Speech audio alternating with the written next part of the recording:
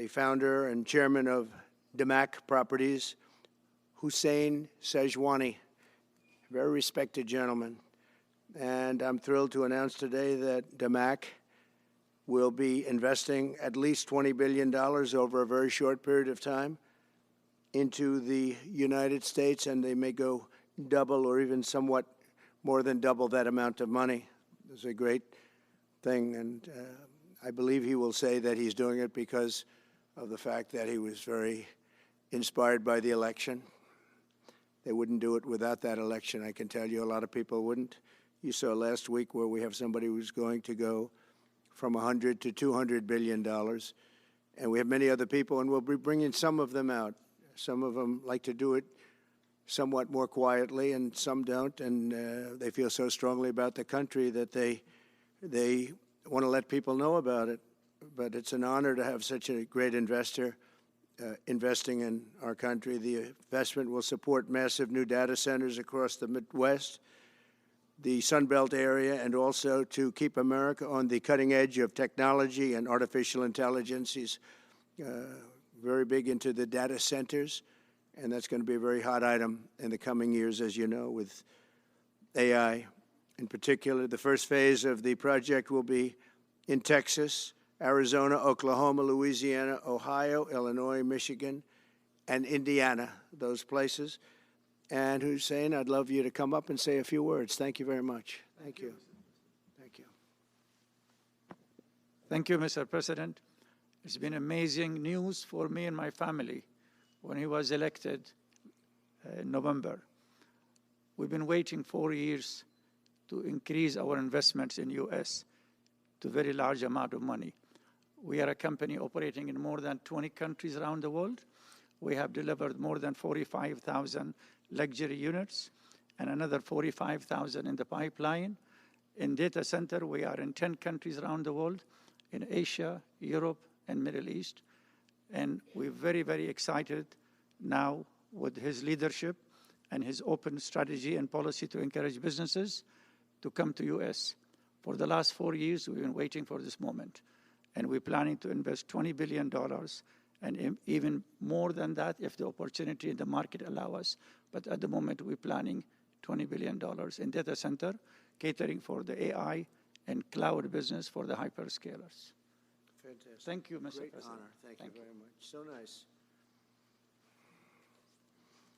And that man knows what he's doing. He knows. So, Hussein, we're going to work with you and make sure everything goes smoothly. We have powers that haven't really been used in terms of environmental. If you invest over $1 billion in the United States, we're going to give expedited reviews to everybody because everyone's afraid they're going to come in and get caught in the quagmire, which is very prevalent in the United States, unfortunately, the quagmire of environmental and various other regulations and rules. And I made it a point of telling people if you invest $1 billion or more, and we'll do this for people with far less too, but we guarantee it. We're going to move them quickly through the environmental process. Sometimes people held up 12, 13, 14, 15 years. I saw it with plants in Louisiana where I got it approved in literally a week. They were through the review in 1 week after spending 14 and a half years trying to get it, and they were going nowhere. It was a terrible thing. So I've been a victim of that myself over the years, and I think I know all the games and all the tricks that are played, and much of it is just done to stop progress. So we're going to be helping you and everybody else that comes to the United States and wants to invest their money, that you don't get tied up for the rest of your life and you can't do anything. This commitment further underscores that many of the greatest business leaders on earth are seeing a very bright economic future for America since the election. As you know, a lot of positive things have happened. We are inheriting a difficult situation from the outgoing administration, and they're trying everything they can to make it more difficult. Inflation is continuing to rage, and interest rates are far too high. And I've been disappointed to see the Biden administration's attempt to block the reforms of the American people and that they voted for. We had a landslide election. We won every swing state. We won the popular vote by millions and millions of people. Nobody even knows how many people, millions. And they're still counting in some areas. You know, they're still counting the vote in some areas. Can you believe this? What a place. What a horrible place. One of the things we're going to do is we've got to fix the election so that we get honest counts and they get done by 10 o'clock in the evening or something thereabouts. They have places where they're still counting votes. President Biden's actions yesterday on offshore drilling, banning offshore drilling, will not stand. I will reverse it immediately. It'll be done immediately.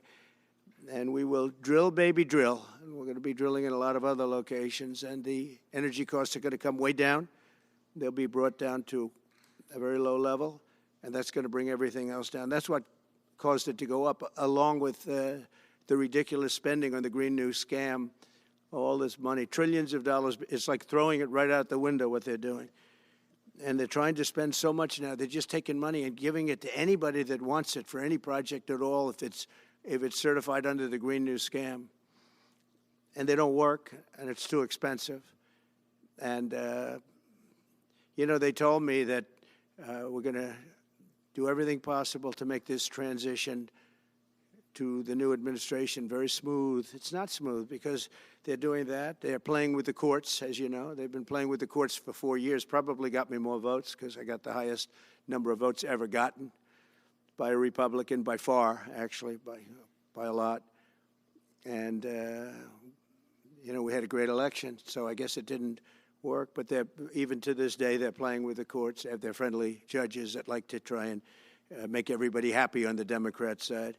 It's called lawfare. It's called weaponization of justice, and it's happened at a level nobody's ever seen before. So many. I defeated deranged Jack Smith. He's a deranged individual. I guess he's on his way back to The Hague. And we won those cases. Those were the biggest ones.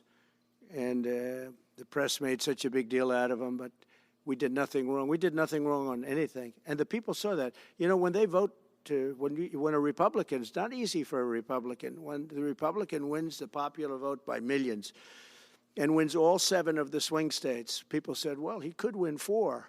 We won all 7, and we won them by a lot. That tells you we won. That tells, and they've been watching this injustice. I call it the Injustice Department. What they've done is so bad. The whole world has watched that. And it took work, but it got me a lot of votes because when explained, I mean, we have a judge in New York who's a very crooked judge. I'm under a gag order. I can't even talk about aspects of the case that are the most vital aspects. I'm under a gag. Do you know that I'm the president-elect of the United States of America? I'm a former very successful president. We had the greatest economy in the history of our country. We had borders that were sealed and beautiful. Everything was good. We had no wars. We defeated ISIS. We had no wars. Now I'm going into a world that's burning with Russia and Ukraine, with Israel. You took a look at that attack on October 7th, the attack on Israel, with the horrible way they got out. Not the fact that they got out. I would have been out before them. But we would have been out of Afghanistan with dignity and strength as opposed to looking like a bunch of fools with 13 dead and many, many badly, horrifically injured. Nobody ever talks about them. No arms, no legs. Nobody ever talks about them. The way they got out was outrageous, leaving billions of dollars of brand new military equipment that I bought in the hands of the Afghans and specifically the Taliban. It's the group. And we were doing very well. We would have been out. We would have been respected. I think it's one of the reasons it was so badly handled, that withdrawal where people are jumping onto airplanes, falling off the sides of airplanes when they're 3,000 feet in the air. And nobody's ever seen anything like that, the worst. And because of that, I think Russia went and attacked Ukraine. When they saw that, they said, these guys are incompetent. They don't know what they're doing. But we know what we're doing now. And that's going to all end. And we have a great military. I defeated ISIS, as you know. We're in no wars. I just finished a couple. And we got also our soldiers guarding Syria and Turkey. We're in the middle. We had 5,000 soldiers there. Would have been gobbled up with two armies. We had one army, 300,000. We had another one, 500,000 or 600,000, getting ready. We had 5,000 people in the middle. I said to a general, how do 5,000 people do in that case? And the general just looked at me and said, not well, sir, not well. And I took him out. And you know what happened? Nothing. I got criticized. I saved 5,000 lives, actually. And we did a great job, and we're going to do an even better job because now we have a tremendous amount of experience. We have people that I can rely on. But the 625 million acres, people can't realize, it's like the whole ocean. Take an acre. You know, an acre, you have a house on a half an acre, on a quarter of an acre, or an acre. If you have an acre, you have a big deal. Now you multiply that by 625 million acres. It's like, feels like the whole ocean. And that's our strength, you know. People can say we manufacture, we don't manufacture. The thing we have oil and gas more than anybody in the world. We're going to have more of it, too. But they took away 625 million acres of offshore drilling. Nobody else does that. And they think they have it, but we'll put it back. I'm going to put it back on day one. I'm going to have it revoked on day one. We'll go immediately if we need to. I don't think we should have to go to the courts. But if we do have to go to the courts, you know, they try to be sneaky. They go in and they sign. Remember, this is a man that said he wants the transition to be smooth. Well, you don't do the kind of things. You don't have a judge working real hard to try and embarrass you, because I did nothing wrong. By the way, I did nothing, absolutely nothing wrong. If I did something wrong, I wouldn't be standing here right now because I've won all these cases. Nobody's ever won so many cases as I have against the Justice Department. I mean, Jack Smith had cases all over the place. People were being subpoenaed. Lives were being ruined. They were spending everything they had, money. We were helping them out. We had to. They were subpoenaing people that had no idea what they were even talking about. That's a sick group of people. And it was all to influence the election. It was all a fight against a political opponent. We've never had that in this country. We have had that in certain countries. We've had that in third-tier countries. We've had that in banana republics, but we've never had that in a place like the United States. I don't even know if it's been on a small level. I'm sure it has been on a small level, but this was the largest level ever. They brought this moron out of The Hague. He's a mean guy. He's a mean, nasty guy. His picture was perfect, because you look at his picture, you say, that's a bad guy with his robe, his purple robe. And he executes people. He shouldn't be allowed to execute people because he'll execute everybody. He's a nut job. But we won all of those cases with him.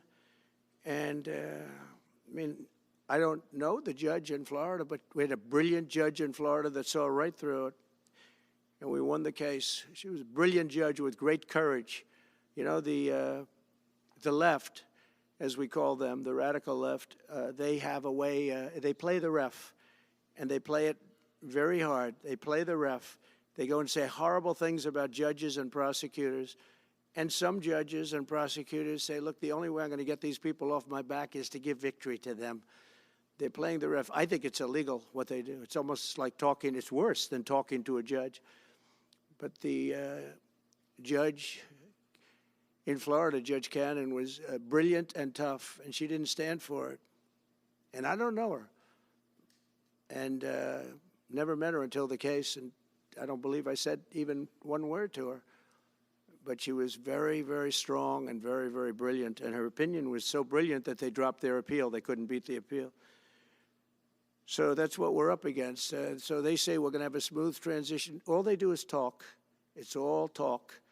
Everything they do is talk. We're going to have a smooth transition. And then they take 625 million acres and they essentially landmark it so you can't ever drill there again. Well, we're going to be drilling soon.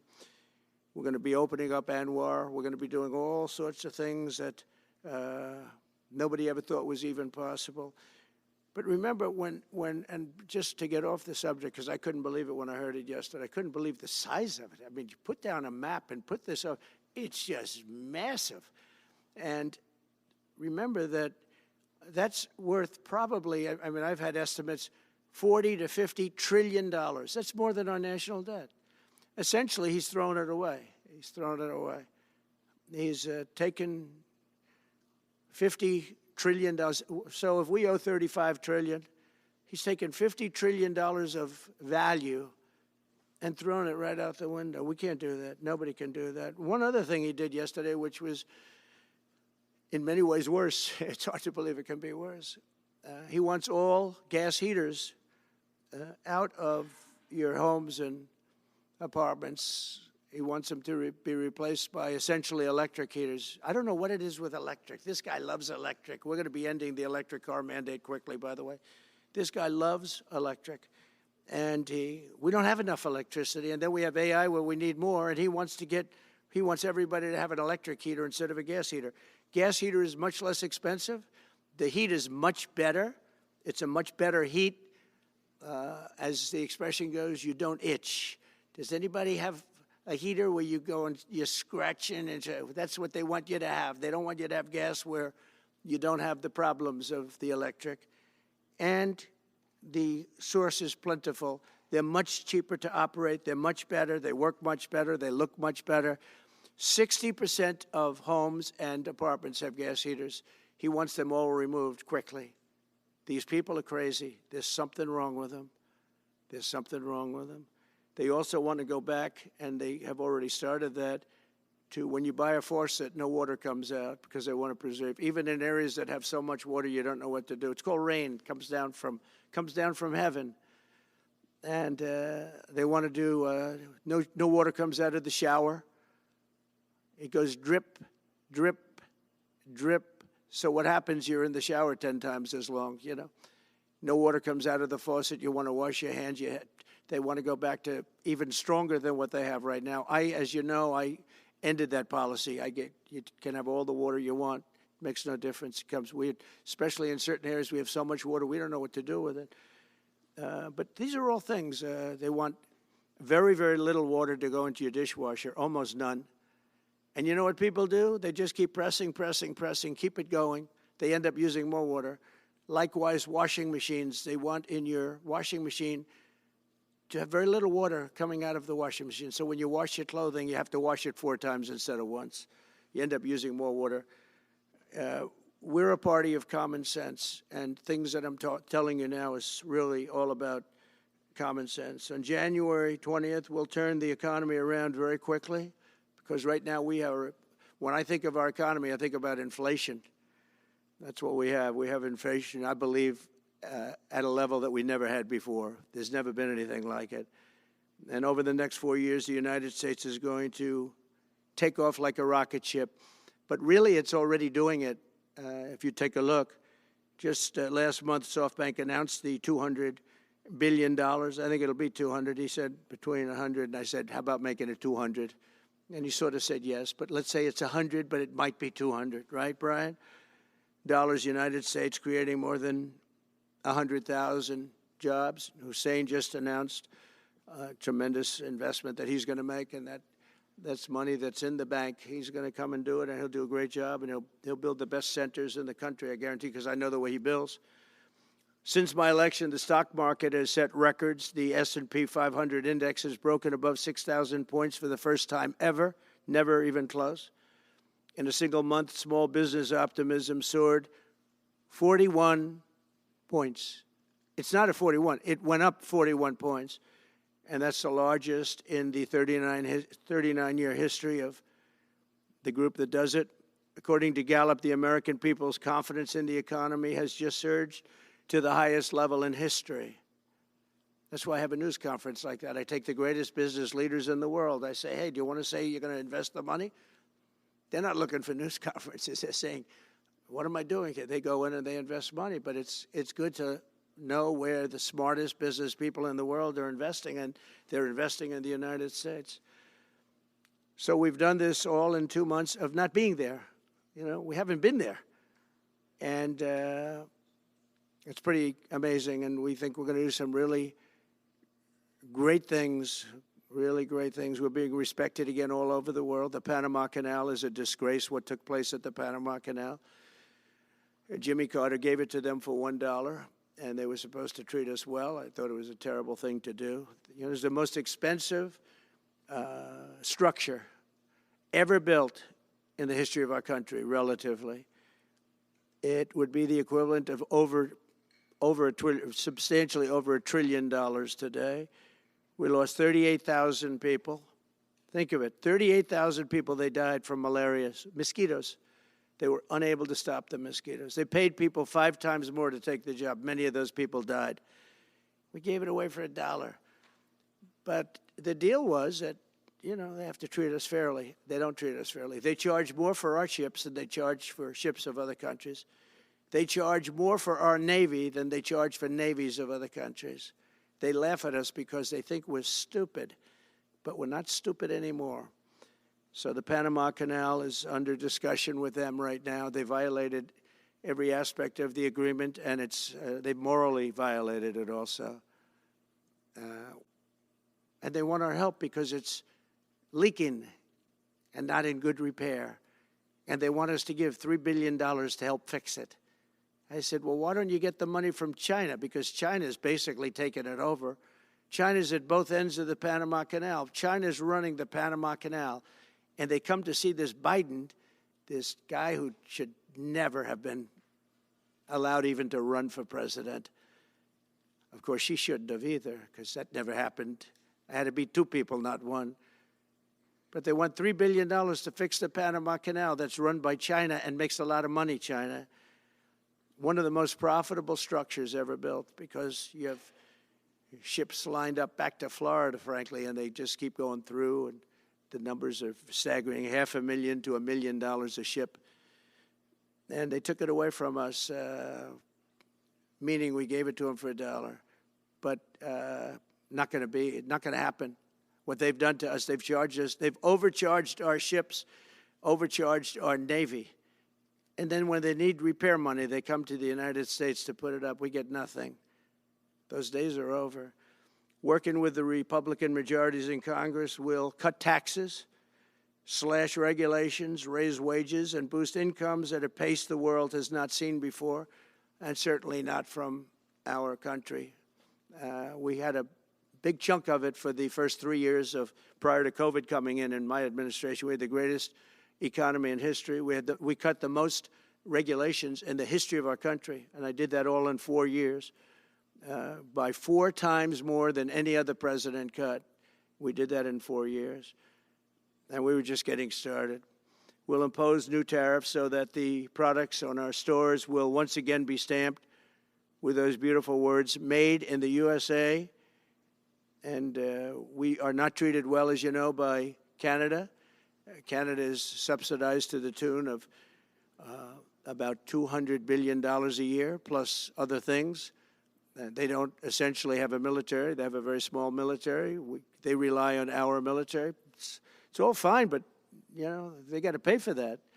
It's very unfair. I have so many great friends. One of them is the great one, Wayne Gretzky. I said, run for prime minister. You'll win it'll take 2 seconds. But he said, well, am I going to run for prime minister or governor? You tell me. I said, I don't know. Let's make it governor. I like it better.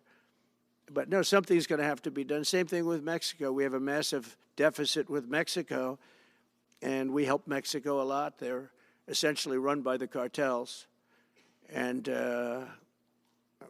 can't let that happen. Mexico's really in trouble, a lot of trouble.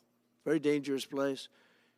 And we're going to be announcing at a future date pretty soon. We're going to change, because we do most of the work there, and it's ours.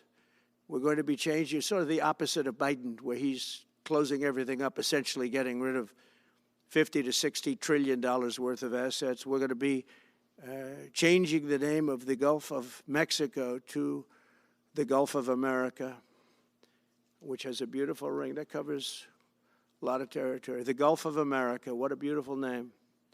And it's appropriate. It's appropriate. And Mexico has to stop allowing millions of people to pour into our country. They can stop them.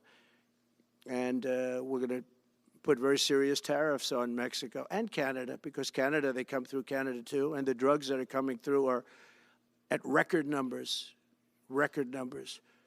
So we're going to make up for that by putting tariffs on Mexico and Canada, substantial tariffs. And we want to get along with everybody, but, you know, they have to, it takes two to tango. We're approaching the dawn of America's golden age. It's going to be a golden age for America. We have things that nobody else has. We have more natural resources. We have, number one, nobody knew that until I came along. I made us number one. We were number three. I made us number one in a very short period of time in drilling. And, you know, you can talk about windmills. They litter our country. They're littered all over our country like dropping paper, like dropping garbage in a field, and that's what happens to them because in a period of time they turn to garbage. Most expensive energy ever.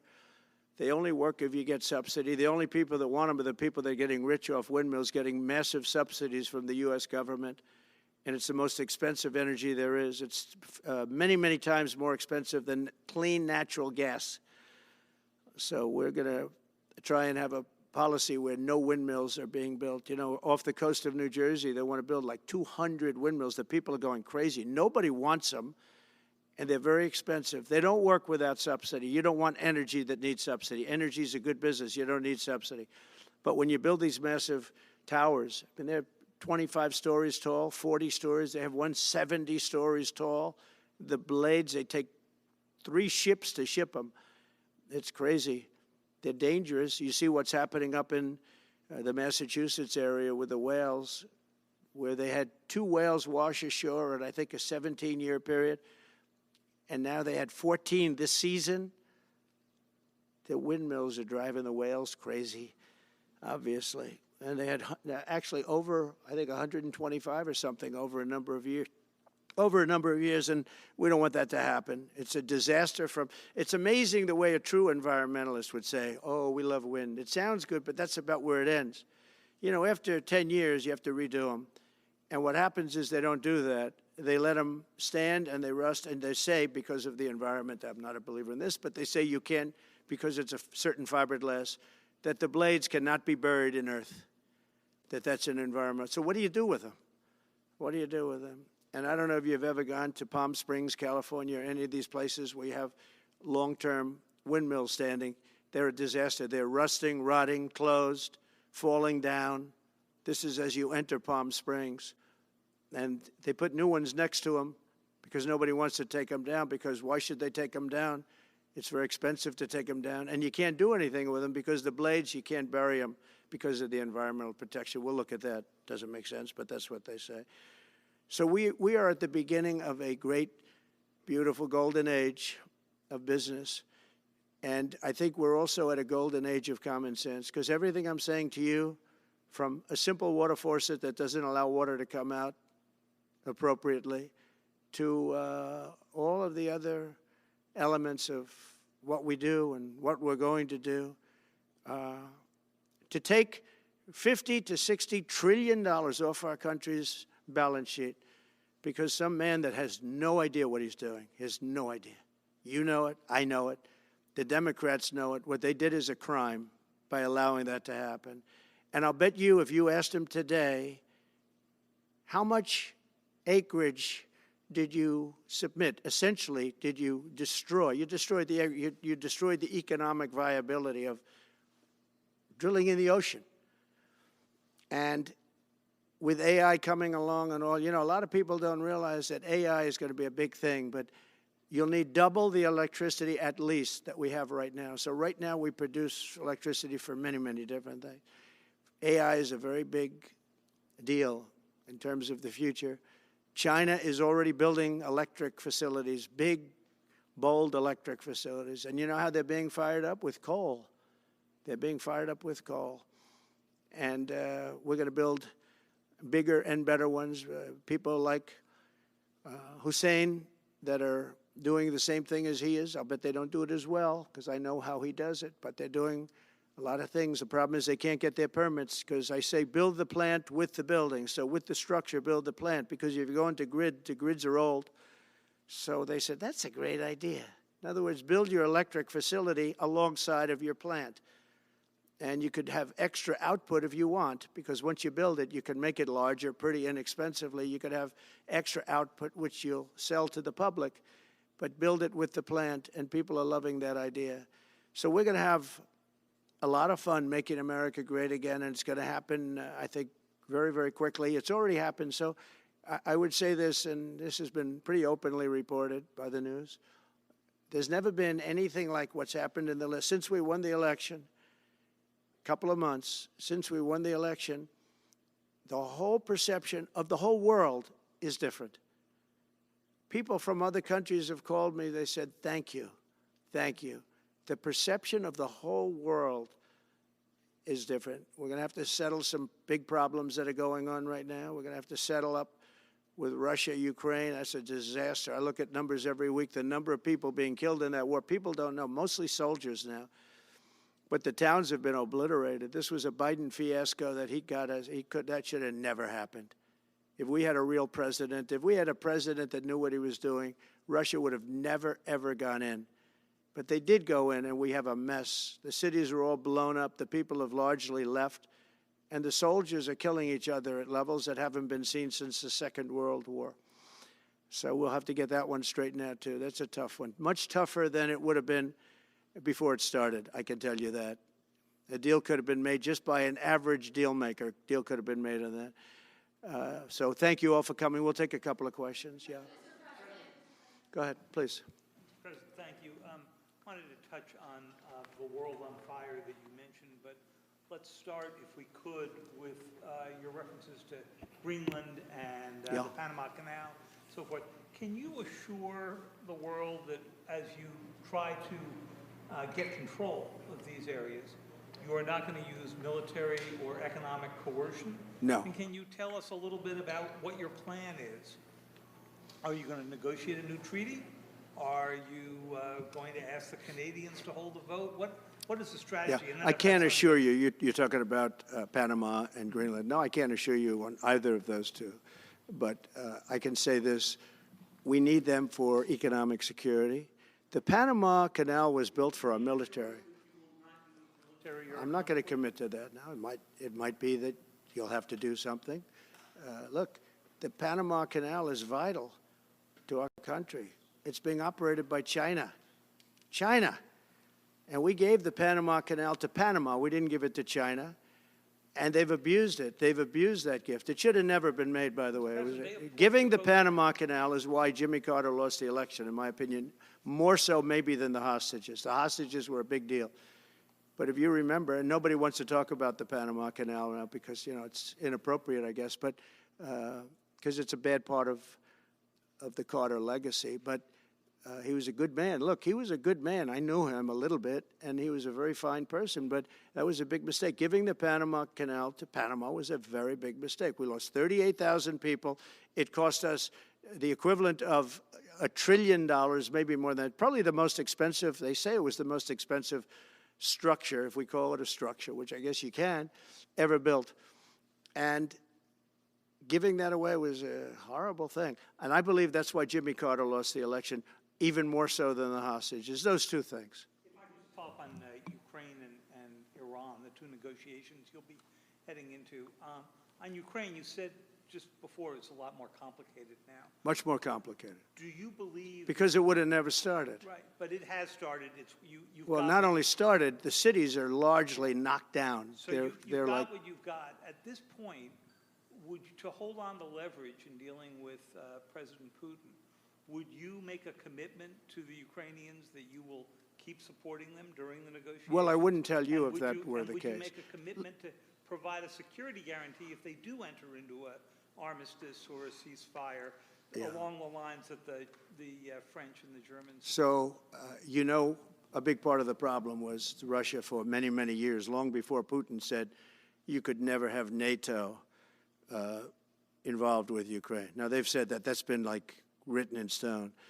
And somewhere along the line, Biden said, no, they should be able to join NATO. Well, then Russia has somebody right on their doorstep, and I could understand their feeling about that. But there were a lot of mistakes made in that negotiation. And when I heard the way that Biden was negotiating, I said, you're going to end up in a war. And it turned out to be a very bad war. And it could escalate. That war could escalate to be much worse than it is right now. They can never join NATO. Well, my view is that it was always understood. In fact, I believe that they had a deal, and then Biden broke it they had a deal which would have been a satisfactory deal to Ukraine and everybody else, but that Biden said, no, you have to be able to join NATO. And that's always been, and nobody knows more about NATO than I. You know, years ago when I first started this, I didn't know too much about NATO, but I got it right anyway. I said they're taking advantage. I'm the one that got, and the Secretary General was here, as you know, 2 weeks ago, saying that if it weren't for me, NATO wouldn't even exist right now, because I raised from countries that weren't paying their bills. At that time, 28 countries, 20 of them were not paying their bills, 21 to be exact. They weren't paying, or they were paying a very small portion. And I raised over $680 billion, that was the number he gave, by saying, if you don't pay, we're not going to protect you. And as soon as I said that, the money came pouring in. But Obama could have said it. Other people could have said it. Bush could have said it. Nobody said it but me. I took a lot of heat. They said, oh, that's a threatening statement. Well, they weren't paying their bills. I said, we're not going to protect you if you're not paying the bills. So in a true sense, I saved NATO, but NATO's taken advantage of us. And one of the problems that I have, and I've said it openly, I said it to President Zelensky, Europe is in for a tiny fraction of the money that we're in. Now, whether you like that situation or not, Europe is much more affected than the United States. We have a thing called the ocean in between us, right? Why are we in for billions and billions of dollars more money than Europe? And, you know, they're a similar size, a little smaller, but they're a similar size economy as the United States when you add them up. And yet Europe is in for a small fraction of the number the United States is in. Now, Biden could have called them up during the term. That's what I did. I said, you have to pay your bills. And they all, one stood up. I won't say who. You'll probably have it because the papers, the media hated to report on it. But a prime minister stood up from a country, you know, a famous meeting of 28 nations with no press, no anybody in the room. He stood up. He says, does that mean if we don't pay our bill, and at that point it was 2%, it should be 5%. It should be 5%, not 2%. But at that point it was 2%, but many people didn't pay. Some people didn't pay anything. But many people were way, including Germany. Germany was at less than 1%. You're going to press for 5%? Well, I think NATO should have 5%, yeah. Well, you can't do it at 2%. I mean, at 2%, every country, if you're going to have a country in a regular military, you're at 4%. I think they should be, you know, they're in dangerous territory. I think it should be, they can all afford it, but they should be at 5%, not 2%. I'm the one that got them to pay 2%. But a gentleman stood up, a prime minister stood up, and he said to me, sir, could I ask you a question? You're saying we have to pay our bills. If we don't pay our bills, will the United States protect us from Russia? I said, if you don't pay, you mean you're delinquent? He said, yes. He said, if you're delinquent, we will not protect you. I took a lot of heat. Although it was somewhat closed door, I took a lot of heat from the media. And you know what happened? The money started pouring in. That's why NATO has money. And the Secretary General said it was the most incredible thing he had ever seen in a negotiation. Now, if I would have said, yes, we will, nobody would have paid. If I would have loved to say, yes, we'll protect you even if you don't pay. But that's not the way life works. Mr. President, two questions related to each other. First, you said on your first day of office you're going to pardon January 6th defendants. Are you planning to pardon those who were charged with violent offenses? Well, we're looking at it, and we have other people in there. And as you see, I guess 24 or 28 people came now from the FBI. That came out very quietly. Nobody reported it, but they had people in some form related to the FBI. They had 4 or 5 people that were strongly related to the FBI. We have to find out about that. We have to find out about Hezbollah. We have to find out about who exactly was in that whole thing, because people that did some bad things were not prosecuted. You know, I see it all the time, and you see it too. People that were doing some bad things weren't prosecuted, and people that didn't even walk into the building are in jail right now. So we'll be looking at the whole thing, but I'll be making major pardons. Yes, please. Sorry, just one more follow-up. Please. On Jack Smith's report. Good afternoon, Mr. President. It's good to see you again. 2 questions about Syria and the ongoing war in Gaza. About Syria, the Pentagon disclosed last month the U.S. has some 2,000 troops in Syria. That's almost double the number initially we were told of 900. Will you keep that troop capacity the same upon taking over? Well, I won't tell you that because that's part of a military strategy, but I will say it was Turkey. Turkey's been after that country in different names and different forms and shapes for 2,000 years. those people that went in are from Turkey. And President Erdogan is a friend of mine. He's a guy I like, respect. I think he respects me also. He's the one that didn't go after certain people after I requested that he not. You know who I'm talking about, the Kurds. I don't know how long that's going to, because they're natural enemies. They hate each other. But he didn't do that yet. And he didn't do it in the past also. He started, and I said, please don't do that, and he didn't do it. So, but if you look at what happened with Syria, Russia was weakened, Iran was weakened, and he's a very smart guy. And he sent his people in there through different forms and different names, and they went in and they took over, and that's the way it is. I'm sorry, I don't mean to interrupt you. Do you have concerns about HTS taking control of By the way, I Syria at this have point? the envoy here. Is that in the back? Standing with my son, Eric, is Steve Woodcoff, who's just got back from the Middle East, and he's done a fantastic job. He's a great deal maker. I said, what we need there is a deal maker, because nobody makes a deal. We have people that understand where the rivers are and where the meets and bounds are, but they can't talk. They can't make deals. Steve's done a great job. I just want to thank you, Steve. You've been working endlessly for months, and he's working specifically on the hostages, trying to get them back. Well, that was my second question is Hamas. Steve, come up for a second. Maybe you might want to say a couple of words. Sir, I didn't- Hamas released another hostage I didn't know Steve was going to be here, actually. Neither did I. He's done a fantastic job, and it's a dangerous job, too, and we appreciate it. He didn't know about this kind of danger and the other deal-making he does. Now he sees a lot of big danger. Come on up, Steve. Mr. President, can I ask you a second part of that? Hamas Yeah, released just one another second, hostage please. video. I'm going to give you a little report on the hostages, if I can. Steve? Thank you very much. Thank you, Mr. President. Wow. Well, I think we're making a lot of progress, and I don't want to say too much because I think they're doing a really good job back in Doha. I'm leaving tomorrow back to go to Doha, but I think that we've had some really great progress, and I'm really hopeful that by the inaugural, we'll have some good things to announce on behalf of the President.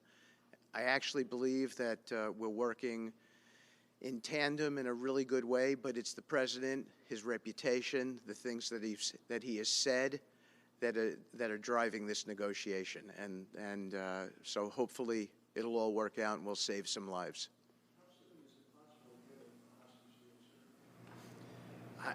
I believe we've been on the verge of it. I don't want to discuss sort of what's delayed it. There's no point to be negative in any way. But I think it's the President, his stature, what he said he expects, the red lines he's put out there, that's driving this negotiation. I'm going back probably either this evening or tomorrow night. Are you confident there'll be a deal before January 20th, or is that something that's likely to happen? If there's a deal even at all, and we've been hearing this now for the better part of. I know. since October 7th. I would say. They better be. Right. I would say that the President is exasperated. I don't want to talk for him, but look, I don't know anyone who delegates better than President Trump. He gives us a lot of authority to speak on his behalf, and he exhorts us to speak emphatically. And emphatically means you better get it, you better do this, because the alternative. Do you think they're waiting for President Trump to take office? No, I think they heard him loud and clear. Better get done by the inaugural. But when you say all hell will Before be I paid, take that all hell must be paid if they don't release the You know what that hostages. means, don't you? Well- Do I have to define it for you? Look, all No, I know hell you're not will gonna break out. telegraph If what- those hostages aren't back, I don't want to hurt your negotiation. If they're not back by the time I get into office, all hell will break out in the Middle East. And it will not be good for Hamas, and it will not be good, frankly, for anyone. All hell will break out. I don't have to say anymore, but that's what it is. And they should have given them back a long time. They should have never taken them. There should have never been the attack of October 7th. People forget that. But there was, and many people are killed. They're no longer hostages. I have people from Israel and others calling, begging me to get, we had also people there from the United States, just so you know. They're holding some so-called hostages from the U.S. But I've had mothers come to me and fathers crying, can I get the body of their son back? Can I get the body of their daughter back? That beautiful girl where they threw her in the car, pulled her by her ponytail and threw her in the car like she was a sack of potatoes. I said, what happened to her? Sir, she's dead. Like a 19, 20-year-old beautiful girl. And the way they treated her. And I just say it this very simply. Steve's got a job to do. He's a great guy, great negotiator, great person. They respect him over there already. It's what we needed over there. We have people that know everything about the Middle East, but they can't speak properly. They don't know. He's a great negotiator. That's what I needed. I could have sent that gentleman right over there, Hussein. He's a great negotiator. There are people, they're rare. Great negotiators are very rare, like a great surgeon. But we have the right person. But I tell this, I don't want to hurt the negotiation. If the deal isn't done before I take office, which is now going to be 2 weeks, all hell will break out in the Middle East. Okay? Thank you, Mr. Thank you. President. You've done a great job. Thank you. Mr. President, more than 140 police officers were injured by rioters on January 6th. Will you pardon anyone who attacked a police officer? Well, you know, the only one that was killed was a beautiful young lady named Ashley Babbitt. She was killed, and there was actually somebody else that was killed, also a MAGA person, but people don't give it 100% credibility. I'm going to find out about it, and we're going to find out. But Ashley Babbitt was killed. She was shot. She had never been shot. She was shot for no reason whatsoever. In fact, they say that she was trying to hold back the crowd, and the crowd was made up of a lot of different people, so we'll see. But I will tell you this, the person that was killed was Ashley Babbitt. The other thing is, when they talk, you know, there was never charges of insurrection or anything like that. But if there were, this would be the only insurrection in history where people went in as insurrectionists with not one gun, okay? And let me tell you, the people that you're talking about have a lot of guns in their home for hunting and for shooting and for entertainment, a lot of good reasons. But there wasn't one gun that they found. And why didn't they find the bomber, the pipe bomber? You know, they know who the pipe bomber is. The FBI knows who it is. The status of the FBI has gone down so far, and the status of the DOJ, or as I call it, the Department of Justice, it's the Department of Injustice. It's being laughed at all over the world. And hopefully with Pam Bondi and with Kash Patel and with other people that we're putting in, that will all come back. If you do a poll in the FBI, I guarantee I'm at like 90% with the agents of the FBI, but they have hurt that incredible place. Law enforcement, I mean, you think of the FBI, they raided this house. By the way, they could have told me, could I see this? I would have given them, I actually told them, come in anytime you want. You can see anything. They raided the house, and the case was dismissed. And now I'm in litigation. I'm suing them for doing that. And I feel so badly doing it. I'm the President of the United States, and I'm suing the United States. But I'm suing them for other things, too. The FBI has gone so, its reputation has been so horribly hurt. Between Comey, who is the worst, and all of the others, what's happened to the FBI is, and we're going to make it great again. We're going to make the FBI great again. We're going to make the Department of Justice fair and strong, but fair again, because all they did was attack me because I'm their political opponent, and that includes with local judges like Marchand. You ought to find out. Ask them, why do I have a gag order where I'm not allowed to speak? Think of it. I'm the President of the United States, and I'm not allowed to speak. Why? Because if I did speak, people would understand the scam. It's a scam. And we have very dishonest judges, and New York judges are very bad. We had one that valued this house at $18 million because it was good for their case. He actually valued that chandelier is worth more than $18 million. He valued this house at $18 million. And we have another one who was so nasty, so horrible, such a brute, a most vicious, vile person. These are New York judges. But we've won most of the cases, so we're very happy about that.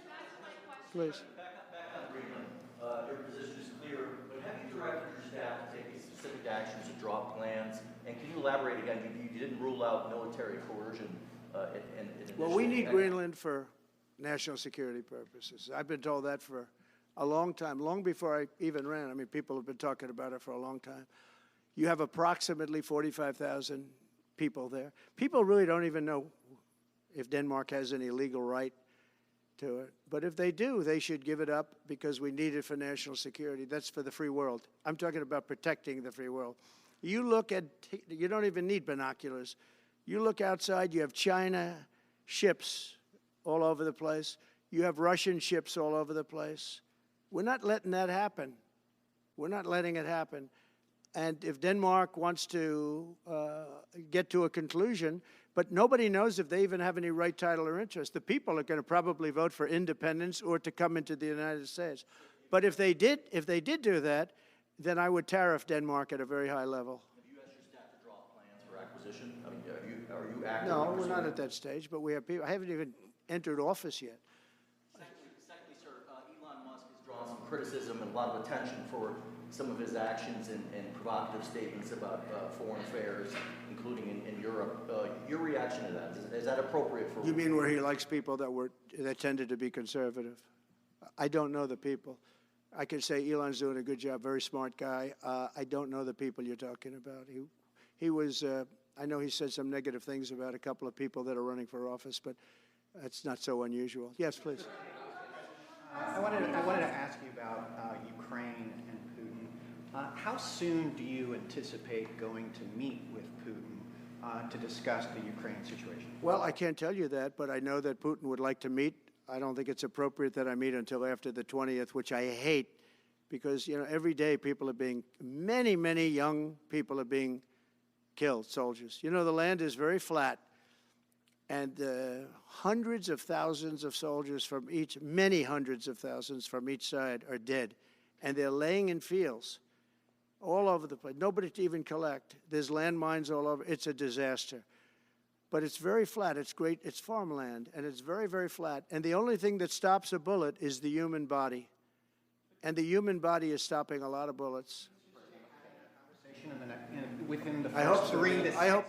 I hope to have 6 months. No, I would think, I hope long before 6 months. Look, Russia's losing a lot of young people, and so is Ukraine. And it should have never been started. That's a war that should have never happened. I guarantee you, if I were president, that war would have never happened. Who would you like to nominate to replace Michael Barr as vice chair of the board? I'll be announcing somebody. Mr. President, if we were to work under the assumption that you're serious about making Canada 51st state of the United States, the leader of the Conservative Party in Canada said, under no circumstance will it ever be the 51st state. Maybe he won't win, but maybe he will. I don't. You had suggested. Listen, I don't care what he says. But Sir, real fast, you said you were considering military force to acquire Panama and Greenland. Are you also considering military force to annex and acquire Canada? No, economic force, because Canada and the United States, that would really be something. You get rid of that artificially drawn line, and you take a look at what that looks like. And it would also be much better for national security. Don't forget, we basically protect Canada. But here's the problem with Canada. So many friends up there. I love the Canadian people. They're great. But we're spending hundreds of billions a year to protect it. We're spending hundreds of billions a year to take care of Canada. In trade deficits, we're losing massive. We don't need their cars. You know, they make 20% of our cars. We don't need that. I'd rather make them in Detroit. We don't need the cars. We don't need their lumber. We have massive fields of lumber. We don't need their lumber. We have to unrestrict them because stupid people put, you know, restrictions on, but I can do that with an executive order. We don't need anything they have. We don't need their dairy products. We have more than they have. We don't need anything. So why are we losing $200 billion a year and more to protect Canada? And I said that to, as I called him, Governor Trudeau. I said, listen, what would happen if we didn't subsidize you, if we didn't, because we give them a lot of money. We help them. As an example, we're buying icebreakers, and Canada wants to join us in the buying of icebreakers. I said, you know, we don't really want to have a partner in the buying of icebreakers. We don't need a partner. But No right. Nope. No right. Here's what we have. We have a right not to help them with their financial difficulties because we owe $36 trillion too. We're going to start knocking it out pretty fast, but we're going to be able to do it because of energy and other things. But no right. No right. But why are we supporting a country, 200 billion plus a year? Our military is at their disposal. All of these other things, they should be a state. That's why I told Trudeau when he came down, I said, what would happen if we didn't do it? He said Canada would dissolve. Canada wouldn't be able to function if we didn't take their 20% of our car market. You know, they send us hundreds of thousands of cars. They make a lot of money with that. They send us a lot of other things that we don't need. We don't need their cars, and we don't need the other products. We don't need their milk.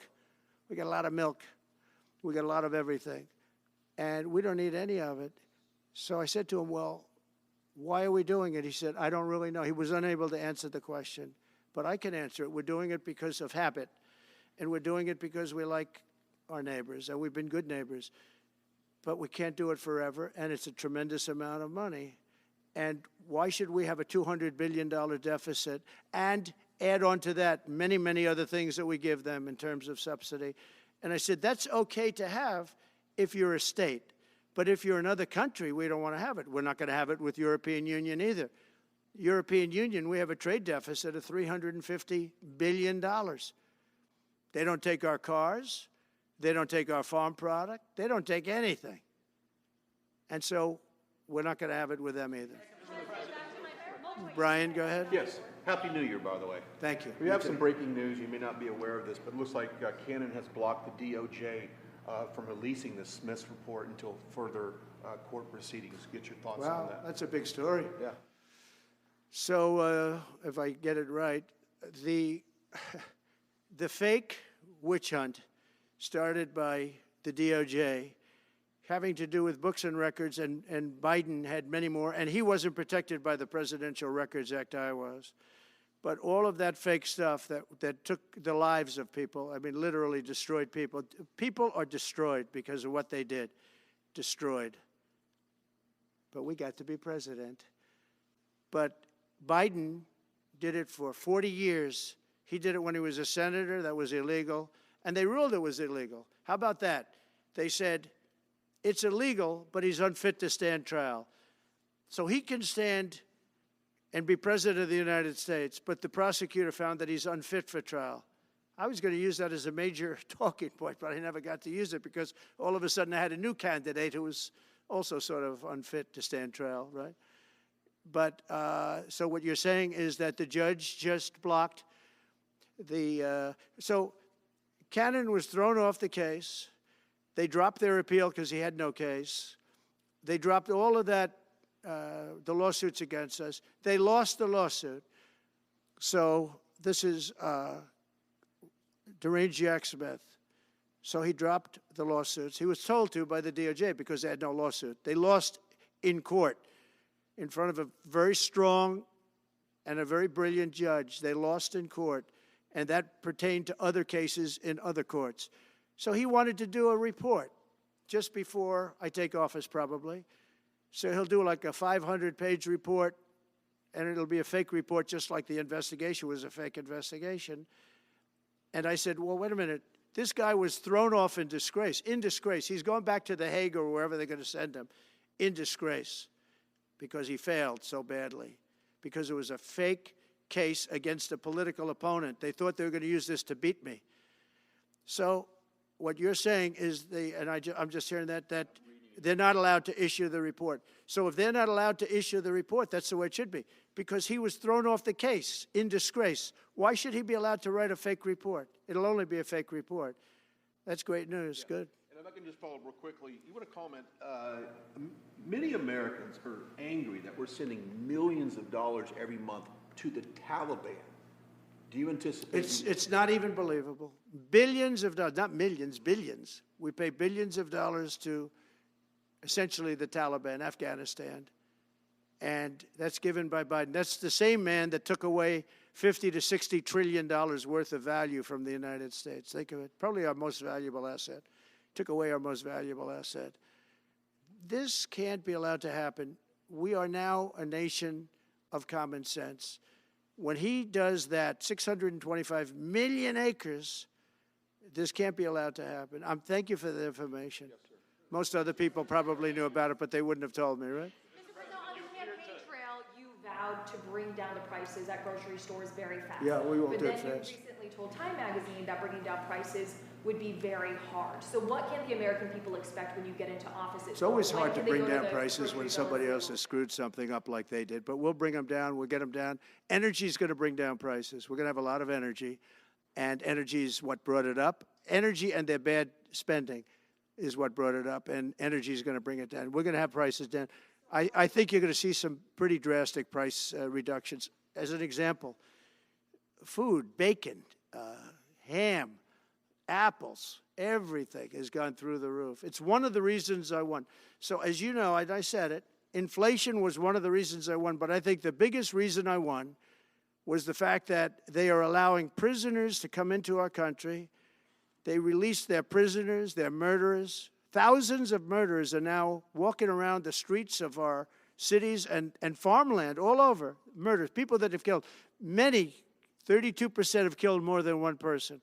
They released them from their jails, their prisons, and their mental institutions and insane asylums into our country. I believe that's the reason we got such a large vote. All right, maybe one or two more questions. Yeah, please, go ahead. Go ahead, you go. Sir, can you, President Carter is laying in state today in Washington. You had some harsh words for him about the Panama Canal. Is there any disconnect there? Do you feel a little bit bad about doing that on this day? No, I liked him as a man. I disagreed with his policy. So, hey, he thought giving away the Panama Canal was a good thing. I think it cost him the election. That and the hostages. I actually think that was a bigger factor because that's a deal that just should not have been made. But again, this was a question that was asked of me. I didn't bring it up. I didn't want to bring up the Panama Canal because of Jimmy Carter's death. But people don't bring it up. But, you know, you and other people have asked me about it. No, it's a deal that I was very strongly against. I was a young guy when this took place. But just why would we spend all of that money, lose 38,000 people to malaria, the mosquito? They were dying. It was horrible what was happening. They paid them 4 times more than they would make in the United States, but they knew they were going to go over there and die. And they died in the jungles of malaria. There was nothing we could do to stop it. 38,000, and then we gave it away for $1. Without getting your agenda through Congress, you appeared to open the door in your radio interview yesterday for 2 bill approaches. It's still your preference for one big, beautiful bill, as you have said. Well, I like one big, beautiful bill, and I always have, I always will. But if 2 is more certain, it does go a little bit quicker because you can do the immigration stuff early. Now, you have to understand, for immigration and for the wall, we won the case on the wall. You know, they tried to sell the wall for 5 cents on the dollar, by the way. And we had, fortunately, a judge that stopped that. But they were already discarding the wall. And 5 cents on the dollar. And you know what they were doing? They were calling us up and saying, we'll sell it back to you at 200 cents. In other words, double what we paid for it. So they were going to buy it from this guy for 5 cents on the dollar. They were making deals. And fortunately, we had a very smart judge that stopped it cold. I think he called for an investigation, too, and he should. But think of it. They were selling the wall that was exactly the wall that the Border Patrol wanted. That was designed by them. Steel, concrete, rebar, exactly as they want. Very, very heavy steel, very powerful steel, hard to cut. Very, very heavy 7,000-pound concrete, which is a very strong concrete. Everything was top of the line. Very expensive. Would be double what we paid for it then, 6 years ago. But let me just tell you, they were selling it for 5 cents on the dollar to people, and those people were calling us, asking us to pay them 200 cents because it's a good deal because we can have it immediately. And you know what immediately is? Just leave it in place. No, the papers haven't written that, though. That deal is like all the other things that these people do. These people either hate our country or they're very stupid. And I don't believe they're stupid because nobody can cheat on elections like they cheat and be stupid. They either hate our country or they're stupid. So remember what I said because nobody wants to report it. They were selling the wall for 5 cents on the dollar. and trying to resell it back to us for 200 cents or less, but for 200 cents on the dollar. That's a nice return. Meta today announced that it will stop putting fact checks on posts on its website.